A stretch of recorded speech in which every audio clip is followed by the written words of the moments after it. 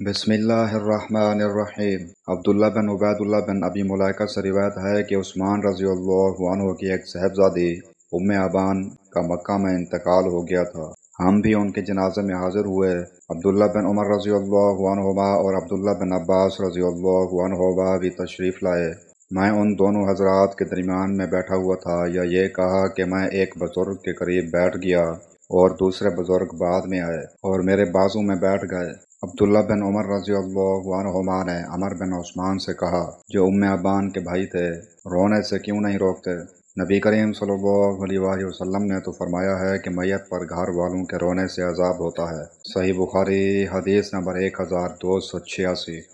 इब्न अब्बास रज़ी अल्लाहु अन्हुमा ने फरमाया कि जब उमर रज़ी अल्लाहु अन्हु का इंतकाल हो गया तो मैंने इस हदीस का जिक्र आयशा रज़ी अल्लाहु अन्हा से किया।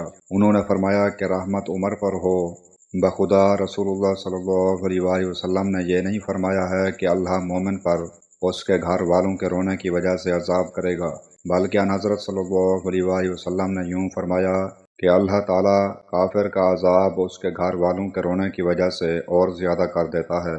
इसके बाद कहने लगी कि कुरान की ये आयत तुमको बस करती है कि कोई किसी के गुनाह का जिम्मेदार और उसका बोझ उठाने वाला नहीं। इस पर इब्न अब्बास रज़ी अल्लाहु अन्हुमा ने इस वक्त यानी उम्मे अबान के जनाजे में सूरह नज्म की ये आयत पढ़ी, और अल्लाह ही हंसाता है और वही रुलाता है।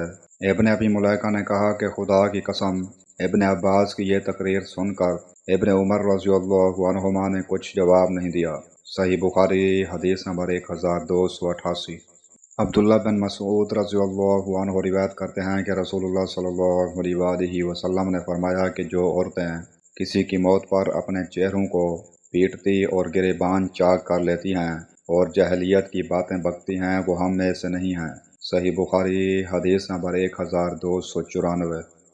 मुगीरा बिन शोबा रज़ी अल्लाहु अन्हु से रिवायत है, उन्होंने फरमाया कि मैंने नबी करीम सल्लल्लाहु अलैहि वसल्लम से सुना, आप फरमाते थे कि मेरे मुताल्लिक कोई झूठी बात कहना आम लोगों से मुताल्लिक झूठ बोलने की तरह नहीं है। जो शख्स भी जानबूझकर मेरे ऊपर झूठ बोले वो अपना ठिकाना जहन्नम में बना ले। और मैंने नबी करीम सल्लल्लाहु अलैहि वसल्लम से ये भी सुना कि किसी मैयत पर अगर नोहा व मातम किया जाए तो इस नोहा की वजह से भी उस पर अजाब होता है। सही बुखारी हदीस नंबर 1291।